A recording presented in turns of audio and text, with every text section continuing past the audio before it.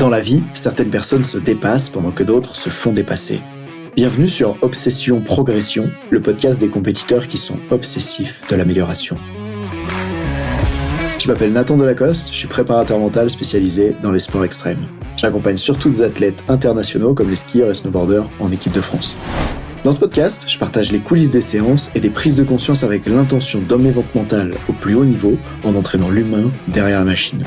Pour cette quête de performance, je vous parle à la fois mindset, cohésion de groupe, discours d'avant-match, résilience et gestion des émotions. Prenez une bonne dose d'inspiration à chaque épisode, ils sont rendus possibles par Ready to Rock.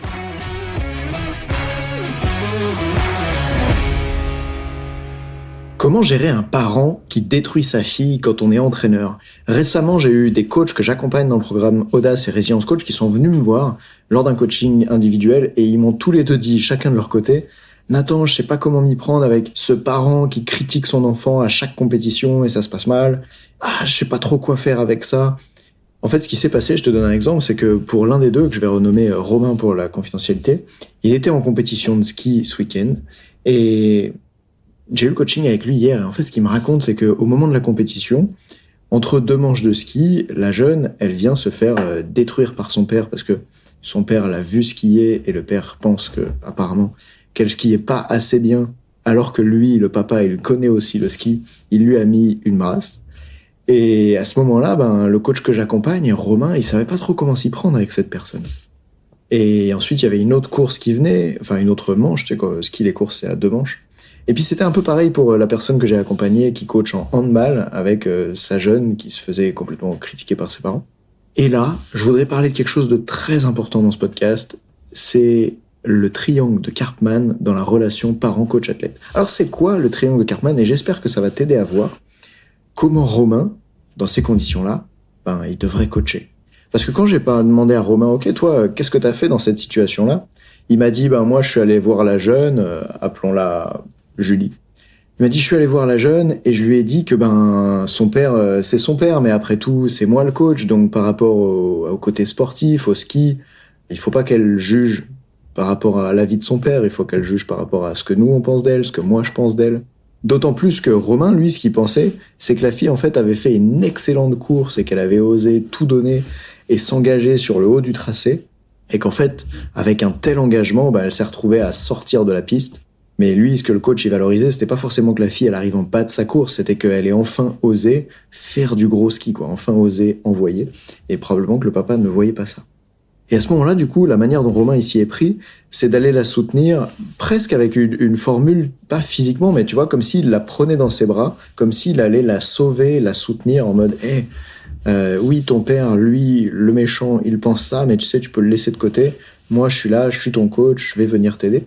Et en fait, le risque, quand tu fais ça, c'est de renforcer encore plus l'apparition du triangle de Karpman. C'est un modèle d'analyse transactionnelle qui a été défini par Stephen Karpman, un des élèves d'Eric Berne, le psychiatre justement qui a développé l'analyse transactionnelle. Et ce qui se passe dans ce triangle, du coup, c'est qu'il y a une victime, un persécuteur et un sauveur. Et si tu vois bien ce qui est en train de se passer là, le problème, c'est le rôle de victime. C'est quand la jeune skieuse, elle se retrouve avec un sauveur, un coach qui vient lui dire « Ah oui, ton père, il est comme ça, mais moi, regarde, je peux te soutenir. » Face à lui, le père prend vite le rôle de persécuteur et le coach le rôle de sauveur et on se retrouve avec ce triangle-là. Et en préparation mentale, tu vois, de façon systémique, en fait, on veut surtout pas développer ce genre-là de profil. Alors à l'inverse, pour pas développer la victime dans son rôle de victime, pour pas accentuer ça, pour pas favoriser ça, on peut s'y prendre autrement. Et la manière de s'y prendre autrement, par exemple, ce serait la suivante. C'est d'aller lui redonner du pouvoir, de faire en sorte qu'elle reprenne ses responsabilités par rapport à ça. Et ça, le coach, il l'avait pas perçu parce que Romain, à ce moment-là, ce qu'il m'a dit, c'est « Ouais, mais elle y peut rien, son père, il est comme ça. » Et en fait, moi, je pense que la question à poser, c'est plutôt qu'est-ce qui, chez elle, a favorisé le fait que son père soit comme ça ? Qu'est-ce qu'elle a fait ou pas fait qui favorise ça. Et alors là, on pourrait se dire, elle a qu'à mieux skier, et du coup, comme ça, son père, il lui criera pas dessus. Alors oui, ce serait une solution, mais tu te doutes bien que c'est pas celle que je vais te proposer ici. Une autre façon de le voir, c'est de se dire, et si en fait, elle prenait sa responsabilité par rapport à ça, du haut de ses 15-16 ans, et qu'elle était capable de lui parler, et de lui dire que ça lui convient pas, l'état de cette relation-là. Et sinon quoi, on attend qu'elle ait 18 ans ou 25 ans pour être capable d'exprimer qu'est-ce qui lui va comme relation parent-enfant. Évidemment qu'à cet endroit-là, peut-être que le papa a besoin d'accompagnement, peut-être qu'il est en train de vivre son propre rêve ou son ancien métier de coach à travers sa fille. Mais au-delà du papa lui-même et du travail qu'il pourrait avoir à faire pour lui, sur lui, d'ailleurs souvent, c'est les personnes qui ont le plus besoin d'être accompagnées qui ne demandent pas l'accompagnement. Mais tu vois, si on revient juste à la jeune, là, il y a des choses qu'elle peut faire, qu'elle peut dire pour reprendre du pouvoir sur sa situation. Mais elle peut pas faire ça si le coach il se comporte en sauveur et si par exemple elle envoie un texto au coach en disant mais moi je peux pas lui en parler, j'ose pas le faire, est-ce que tu peux le faire pour moi? Moi si t'es coach, je te déconseille de tout faire à la place des jeunes. Sinon tu vas être leur sauveur à nouveau face au méchant grand persécuteur qu'est le parent. Donc ici, la stratégie ça va être de redonner du pouvoir à l'athlète, par exemple en l'accompagnant sur comment s'y prendre pour communiquer. Parce que souvent, la raison pour laquelle les athlètes ils veulent pas le faire, c'est comme un saut, un double backflip au snowpark, quoi. Au début, t'as pas les ressources, t'as pas la technique pour être capable de faire ça. Et donc, on veut les aider à mieux communiquer. D'ailleurs, moi, je crois que l'école, d'une certaine manière, devrait nous apprendre ça, à communiquer dans des situations de conflit, des situations difficiles. Et notre rôle en tant qu'éducateur sportif, c'est peut-être pas juste de transmettre des techniques aux athlètes. C'est peut-être aussi de leur transmettre comment gérer des situations difficiles. Parce que quand ils vont faire du haut niveau plus tard, il y aura des situations probablement encore plus dures en termes de communication. Que ce soit à nouveau avec les parents, avec le coach de l'équipe, avec la presse, les médias, etc. Et donc à ce stade du podcast, tu dis oui, bon, attends, ok, maintenant j'ai compris, et comment on fait? Eh bien par exemple, ce que j'avais proposé à Karine, l'autre coach de handball qui m'a dit qu'elle rencontrait un problème similaire en fait, quand je lui ai proposé, elle, d'intervenir ou d'aider la jeune à sortir de cette situation-là, elle m'a dit mais Nathan, je sais pas du tout comment faire, etc. Et donc je lui ai proposé le processus suivant, que Simon Sinek a nommé Effective Confrontation. Simon Sinek, c'est un très grand conférencier qui a, je crois, la deuxième conférence la plus vue au monde de tous les temps, que j'aime beaucoup, et qui propose ce truc de Effective Confrontation, comme la confrontation efficiente, avec un processus en 3 étapes. Et c'est très simple, écoute bien. La première étape, c'est de dire factuellement ce qui s'est passé. Donc par exemple, je suis Julie, et je peux dire « Ok papa, quand t'es venu me voir à la fin de la manche, et que tu m'as dit que c'était nul ce que je faisais, que mon ski ça n'allait pas du tout, et que j'irai jamais là où je veux aller dans ma vie en skiant de cette manière-là. » Ça c'est l'étape 1. Je passe ensuite à l'étape 2. Alors papa, à ce moment-là, quand t'as dit ça, voilà ce que j'ai ressenti, voilà ce que ça m'a fait. Par exemple, dans son cas, je me suis senti triste, bon à rien, et j'avais l'impression de te décevoir. Ou je me suis senti perdre mes moyens pour la prochaine manche. Où je me suis senti pas du tout en confiance. Je sais pas, moi, ce qu'elle a pu ressentir exactement, cette jeune. Donc, étape 1, dire factuellement ce qui s'est passé, sans juger, t'as vu? À ce moment-là, il n'y a pas de « papa, t'es un mauvais père ». Il y a juste « ok, papa, quand t'es venu me voir à la fin de la course et que tu as dit ça », et là, c'est que du factuel, je passe à l'étape 2, voilà ce que moi j'ai ressenti. Et ça, en fait, personne peut aller contre ça, parce que ce que t'as ressenti, c'est ce que t'as ressenti, ça t'appartient. Il n'y a pas de jugement dessus. Donc, à nouveau, c'est une technique de confrontation qui est très efficace, parce que dedans, tu parles de choses qui peuvent pas être comme débattues. C'est des choses qui sont factuelles. Qu'est-ce que l'autre il a dit, fait, qu'est-ce que toi t'as ressenti? Étape 3. Alors, la prochaine fois, si tu recommences, voilà ce qui va se passer. Je recommence. Donc, dans la première étape, elle dit, quand t'as fait ça, quand tu m'as dit ça à la fin de la course, voilà comment je me suis senti. Et donc, si tu recommences ça, voilà ce qui va se passer. Et par exemple, pour elle, ce serait peut-être, ce qui va se passer, c'est qu'à l'avenir, je vais espérer que tu viennes plus me voir en course. Ou à l'avenir, je vais avoir envie d'arrêter de parler de ski avec toi, parce que c'est trop douloureux. Et t'as vu? Dans le voilà ce qui va se passer, encore une fois, c'est pas un voilà ce qui va se passer, t'es un connard. C'est pas un voilà ce qui va se passer avec un jugement de l'autre, c'est à l'inverse, un voilà ce qui va se passer de mon côté, voilà ce que moi je vais changer. Donc ce processus d'effective confrontation, il est vrai, je l'ai utilisé plusieurs fois et ça marche dans toutes les relations de la vie. Ça marche avec les parents, ça marche en couple, ça marche avec les amis. J'ai pas encore trouvé d'endroit où ça marche pas. C'est très efficace. Étape 1, tu parles de ce qu'il y a de factuel. Étape 2, tu parles de ce que tu as ressenti toi. Étape 3, tu dis à l'autre, ok, si tu te comportes à nouveau comme ça dans le futur, voilà ce qui va se passer pour moi. Et quand tu fais ça, en fait, avec ta posture de coach, avec une posture plutôt basse, t'es juste en train d'accompagner l'autre sur comment elle peut communiquer mieux, mais tu lui dis pas forcément quoi dire, en fait, parce que c'est elle qui va mettre les mots, qui va comme mettre les mots dans les trous, qui va mettre les émotions qui vont avec ces mots-là. Et donc, moi, je trouve que ça te permet de garder ta posture basse de coach, Pour ceux qui savent pas encore ce que c'est que la posture basse de coach, peut-être il faudra qu'on en parle en formation de coaching. Pour ceux qui savent déjà de quoi il s'agit, l'idée ici, à ce moment-là, c'est d'être attentif à pas trop donner de conseils à l'autre, mais plutôt d'être un soutien qui cherche à accompagner en gardant cette posture basse où on sait pas exactement de quoi elle a besoin, cette fille. Par contre, ce qu'on sait, c'est que là, dans l'état où elle est, il y a un problème pour elle, n'est-ce pas? Et donc, avant de lui proposer ce que je viens de lui proposer là, en fait, ça serait une grosse erreur si t'allais la voir et que tu faisais exactement ce que je viens de dire ici. Tu peux oublier tout ce que je viens de dire jusqu'à maintenant dans le podcast si tu le fais au mauvais moment. La vie, le sport, c'est une question de timing. Donc voilà comment le faire dans le bon timing. Le problème qu'a eu Romain, c'est que quand il est allé voir cette fille et qu'il a vu qu'elle pleurait complètement après sa première manche, il est allé tout de suite la sauver, la soutenir. Et pour la sauver, une des choses qu'il a fait, c'est « là, en fait, t'as fait une bonne manche. T'as fait une bonne course. Au début, tu t'es donné à fond. Mais à ce moment-là, en fait, elle est pas prête à entendre ça. » Et du coup, il m'a dit « Mince, je sais pas vraiment comment m'y prendre. Alors voilà le processus que je te propose de suivre. » Et ce qu'il m'a dit après, Romain, c'est « Ah, mais je trouve que c'est un peu brouillon. » Oui, parce qu'en fait, quand tu t'occupes d'être humain, je vais pas te donner exactement les phrases, exactement les mots que tu devrais utiliser. Par contre, je peux te donner les grands principes d'action à suivre, notamment en psychologie, pour que tu puisses les accompagner le mieux possible. Donc voilà les principes d'action que je te propose. D'abord, quand tu vois que la jeune, elle est dans cet état-là, tu vas la voir, ou en général, peut-être elle vient te voir. Et là, la première étape, c'est « que se passe-t-il » ? Que se passe-t-il ? Et quand tu as cette étape-là en tête, ça te permet de dérouler d'autres questions qui vont autour. Comment on fait pour demander à quelqu'un que se passe-t-il ? Comment on l'aide à exprimer qu'est-ce qui se passe pour cette personne-là ? Eh bien, on va poser des questions autour de ça ressemble quoi à l'expérience que peut vivre un être humain. L'expérience que peut vivre un être humain, elle peut être vécue à travers 5 canaux différents qu'on appelle en programmation neurolinguistique le VACOG, visuel, auditif, kinesthésique, olfactif, gustatif. Je te propose d'oublier les deux derniers parce qu'ils sont pas comme très importants dans cette situation. En fait, un être humain qui vit ce qu'il va vivre, il le vit soit de façon visuelle, soit de façon auditive, soit de façon kinesthésique. Je t'explique. Visuel, c'est qu'est-ce que je vois ou qu'est-ce que j'imagine dans le futur. Par exemple, là, la jeune, quand elle est en bas de cette manche et que son père la détruit, elle imagine visuellement la prochaine manche en se disant je vais pas y arriver. Donc visuel. Auditif, c'est ce qu'elle dit, ce qu'elle entend, qu'est-ce qu'elle a entendu de la part de son père et surtout qu'est-ce qu'elle se dit à elle-même. Si mon père il est venu me critiquer, ça veut dire que il est déçu, qu'il m'aime pas, qu'il m'en veut beaucoup, que je suis pas à la hauteur de ses attentes, tu vois, par exemple. Et donc, toi, tu veux lui poser des questions qui vont lui permettre d'exprimer ça. Une façon de le faire, par exemple, c'est de dire « Ok, après ce qui s'est passé là avec ton papa, qu'est-ce que tu te dis ?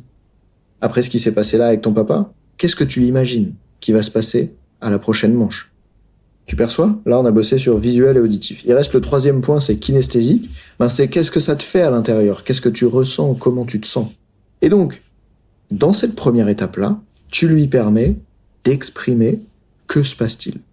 Une fois qu'elle a exprimé qu'est-ce qui se passe, tu peux passer à l'étape 2.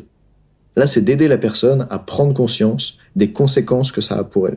Et c'est un peu un des seuls moyens de donner envie à la personne de changer. Parce que, tu vois, Romain, l'entraîneur, il m'a dit « Ah oui, Nathan, t'as raison, là, je devrais aller la voir et l'aider à se fixer un objectif et lui dire qu'est-ce que tu veux. » Mais en fait, le problème, c'est que si elle est en train de chialer après sa course, que ça s'est très mal passé, tu peux pas aller la voir et lui dire « Qu'est-ce que tu veux ?» Et puis d'un coup, ça va bien se passer, elle va te fixer un objectif et elle va y retourner. C'est comme si t'allais voir ton meilleur pote qui vient de se faire larguer, qui est au bout de sa vie. Il vient chez toi et tu lui dis « Qu'est-ce que tu veux ?» C'est un peu brutal, non ? Il manque quelque chose. Et donc, à ce moment-là, ce que je t'invite à faire, c'est d'aller voir que se passe-t-il. Étape 1. Étape 2, d'aller voir quelles conséquences ça a. Demander à la personne « Ok, et quand t'es dans cet état-là, est-ce que c'est plutôt utile ou limitant pour la manche qui arrive dans 30 minutes ? Toi, qu'est-ce que tu penses de l'état dans lequel ça te met quand ton papa il te dit ça ? Et tu vois, de commencer à faire du lien en fait entre ce qui est en train de se passer pour elle, ce qu'elle a vécu, et quelles conséquences ça a par rapport à la vie qu'elle veut, au projet qu'elle veut mener. Lorsque tu fais ça, tu vas ensuite pouvoir passer à l'étape 3. Et là, l'étape 3, c'est d'aller chercher justement, une fois qu'elle a compris c'est quoi les conséquences, d'aller chercher qu'est-ce que la personne elle veut. Et là, c'est de la responsabiliser, c'est de lui donner du pouvoir, c'est de dire ok, dans cette situation-là, toi, qu'est-ce que tu veux ? Et là, elle va peut-être te dire je veux que mon père il arrête de me parler comme ça. Ok. Est-ce que ça dépend uniquement de toi qu'il arrête de te parler comme ça ? Non. Ok, bon. Alors du coup, ça serait quoi un meilleur objectif ? Là, je voudrais être capable de lui dire qu'il arrête de me parler comme ça, par exemple. En fait, à ce moment-là, tu vas pouvoir comme coacher la personne pour la guider vers qu'est-ce qu'elle veut faire changer, qu'est-ce qu'elle veut mettre en place, qu'est-ce qui dépend d'elle et ce sur quoi elle peut agir. Et là, à ce moment-là, si elle a du mal à trouver des idées, parce que parfois elle est dans cette situation où c'est pas facile, Tu peux faire des évocations. Par exemple, tu peux lui dire ok, de quelle manière est-ce que tu pourrais communiquer avec lui pour qu'il change la manière dont il communique avec toi, pour qu'il se comporte autrement. Tu pourrais dire est-ce que tu penses que c'est utile pour toi qu'il vienne te voir en compétition? Et après, tu vas pouvoir comme ça dérouler des fils de... En vrai, si toi t'es coach, je suis sûr que spontanément t'as des idées en tête de ce qui pourrait aider cette jeune, t'as des idées en tête de ce qui convient pas. Juste, tu veux pas lui imposer ça, tu veux comme que ça vienne d'elle, et donc fais-le plutôt sous forme de proposition pour la laisser choisir, la laisser construire comment elle avance. Et te laisse pas avoir quand elle va dire ah non, là je peux pas faire ça. Ben, prends pas juste le non pour un non, tu vois. Va chercher pourquoi tu peux pas faire ça. Et peut-être que le pourquoi, c'est parce qu'elle a peur. Elle a peur de pas en être capable, elle a peur de pas trouver les outils, elle a peur d'être jugée si elle le fait. Et à ce moment-là, ben, tu vas pouvoir lui apporter du soutien là-dedans. Un peu comme si cette fille, elle allait au snowpark et qu'elle avait peur de faire une figure. Probablement que tu lui dirais pas, bon ben, ok, on passe à autre chose. Probablement que tu irais chercher à développer cette personne du courage de faire face à cette peur, développer les ressources pour faire en sorte que la figure, le tricks, ne fasse plus peur, en fait. Très bien, donc à ce stade, l'épisode n'est pas terminé. On a déjà vu 2 techniques ensemble. La première, c'était celle de l'effective confrontation avec Simon Sinek, avec l'étape 1, tu te souviens, dire quelque chose de factuel. Étape 2, dire quand t'as fait ce truc factuel, moi, voilà comment je me suis senti. Étape 3, si tu recommences ce comportement dans le futur, voilà quelles conséquences ça aura. Un peu comme si quelqu'un arrivait tout le temps en retard en rendez-vous, tu lui dirais là, mardi, t'es arrivé en retard au rendez-vous. Quand t'es arrivé en retard au rendez-vous, je me suis senti pas important pour toi. À l'avenir, si tu continues et que ça m'amène à me sentir pas important pour toi, ben en fait, je vais juste arrêter de vouloir qu'on se rencontre et qu'on se fixe rendez-vous. Ok, donc ça, première partie. Deuxième partie, on a bossé sur ce triangle de Karpman là, comment tu peux aider la jeune à reprendre du pouvoir, et notamment en allant chercher qu'est-ce qui se passe pour elle, quelles conséquences ça a pour elle, et qu'est-ce qu'elle veut après ça. Et du coup, quand tu lui poses ces questions-là, quand tu te diriges avec ce processus-là, qu'est-ce qui se passe pour toi, quelles conséquences ça a, qu'est-ce que tu veux ensuite, ben tu lui redonnes du pouvoir en fait, parce que tu le mets dans une situation où elle se sent attaquée, elle se sent victime du truc, en fait, va chercher, va voir les informations, va voir ce qui se passe, et ensuite, qu'est-ce que tu veux à partir de là? Tu vois comment ces questions-là, elles permettent de responsabiliser la personne, de lui redonner du pouvoir? Eh bien, je crois que c'est ça qu'on veut faire. Parce que, pour aller plus loin avec cet épisode, avant qu'il se termine, tu pourrais te poser la question, tiens, toi, là, qui m'écoute, regarde dans ton entourage qui se comporte en victime parce qu'il a un persécuteur autour de lui ou parce qu'il a un sauveur autour de lui. Je répète, qui se comporte en victime dans ton entourage, dont tu peux voir que c'est encore plus facile de se comporter en victime parce que il y a quelqu'un que il ou elle a désigné comme persécuteur ou il y a quelqu'un que il ou elle a désigné comme sauveur, voire même les deux en fait. Et quand je dis désigner, des fois c'est des personnes qui s'auto-désignent sauveurs. Parfois les parents se désignent comme sauveurs, tu vois. Alors, cette histoire de triangle de Karpman, là, c'est visible à un niveau micro, comme ce qu'on peut voir là avec cet entraîneur de ski, l'athlète et le parent. Et je répète, il faut y être attentif dans la relation parent-entraîneur-enfant. Mais c'est aussi possible à un niveau macro, tu vois, pour te donner des idées. Par exemple, dans le business, on a les méchants patrons et les pauvres employés. Bah oui, tu sais, les méchants patrons, ceux qui payent mal et ceux qui s'occupent mal de leurs salariés. Et puis les pauvres employés qui gagnent pas grand-chose, qui ont un travail difficile. Mais dans le business, on a aussi ça à l'inverse. On a aussi à l'inverse les patrons qui savent être des victimes, tu vois. Les patrons qui vont dire « Ah là là, mais j'y arrive pas, c'est difficile, les employés, ils sont jamais motivés, ils sont pas impliqués, je les recrute, ils travaillent pas bien, et puis ils s'en vont. » Et à ce moment-là, tu vois, les patrons sont les victimes, et en fait, les employés sont les persécuteurs. Et donc, ce que je veux te montrer, c'est pas de donner mon point de vue sur la relation patron-employé. À l'inverse, c'est de montrer qu'en fait, il y a ces différents rôles-là qui peuvent se jouer, et que ça a vachement d'importance. Et d'ailleurs, c'est quelque chose qui me surprend. Aujourd'hui, j'ai pas de réponse par rapport à ça, mais quand je vis à Val Thorens et que je parle avec des restaurateurs de la plus haute station d'Europe à 2300 mètres et que je leur dis, OK, ça se passe comment avec vos salariés? Je rencontre des restaurateurs qui me disent, ça se passe super bien, tous les ans, on a une équipe, puis quand il y a une nouvelle personne qui arrive, on peut compter sur eux. Et d'autres restaurateurs qui me disent, on galère à recruter, aujourd'hui, les jeunes, ils veulent plus travailler, ils ont pas envie de partir en saison. Quand ils sont là, en fait, ils sont pas vraiment là, ils sont vite en arrêt de travail. Et ce qui m'étonne, moi, c'est que dans la même station, du coup, au même endroit, j'ai des restaurateurs et des employeurs qui me disent des choses complètement différentes à propos de comment sont les employés. Et donc, je me dis, peut-être que qui ils sont eux, en tant que patron, en tant qu'entrepreneur, en tant que restaurateur, peut-être, probablement, que ça a de l'influence sur qui sont les gens qui postulent chez eux, qui leur recrutent, qui les accueillent, et comment ces gens-là, ils vont se comporter, puisque c'est ce qu'on appelle de la systémique. Ce que moi, je fais a une influence sur ce que toi, tu fais. Et d'ailleurs, je parlais pas plus tard que hier à une autre coach que j'accompagnais et que depuis que elle a lâché son problème de confiance en elle et elle avait tout le temps cette voix dans la tête qui lui disait « Ouais, mais je suis pas à la hauteur, qu'est-ce qu'on va penser de cet exercice que je mets en place, est-ce que c'est la bonne chose que je mets en place ou pas. C'était une autre coach de handball. Depuis qu'on a bossé ensemble en séance individuelle et qu'elle a lâché par rapport à cette peur-là, parce qu'elle a décidé d'arrêter de se juger pour quelque chose qui lui était arrivé dans le passé, d'arrêter de croire que comme elle avait été mise de côté une fois dans sa vie en tant qu'entraîneur, alors ça veut dire qu'elle était nulle. En gros, hein, si je te fais un raccourci, bien sûr, ça a toujours l'air simple quand j'en parle devant un micro. En vrai, c'est beaucoup plus complexe que ça, mais bref. Quand elle a lâché ce truc-là, elle a commencé à se comporter différemment. Elle a commencé à avoir moins d'idées qui partaient dans tous les sens, à pouvoir plus suivre un fil et communiquer avec de la certitude, avec de la conviction, avec de la confiance en elle sur ce qu'elle mettait en place. Qu'est-ce qui s'est passé ? Le prochain match où elle est retournée sur le terrain, c'était la première fois que ça se passait mieux avec son équipe. Et j'ai eu sa séance avec elle où elle m'expliquait à quel point c'était différent.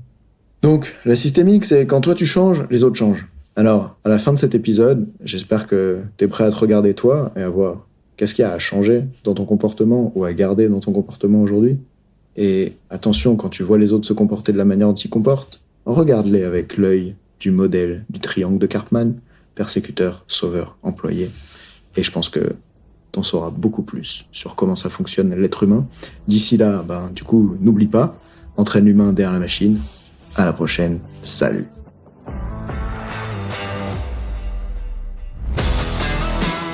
On dit souvent que le mental, c'est 70% de la performance à haut niveau. Pourtant, rares sont ceux qui l'entraînent au moins de 10% du temps.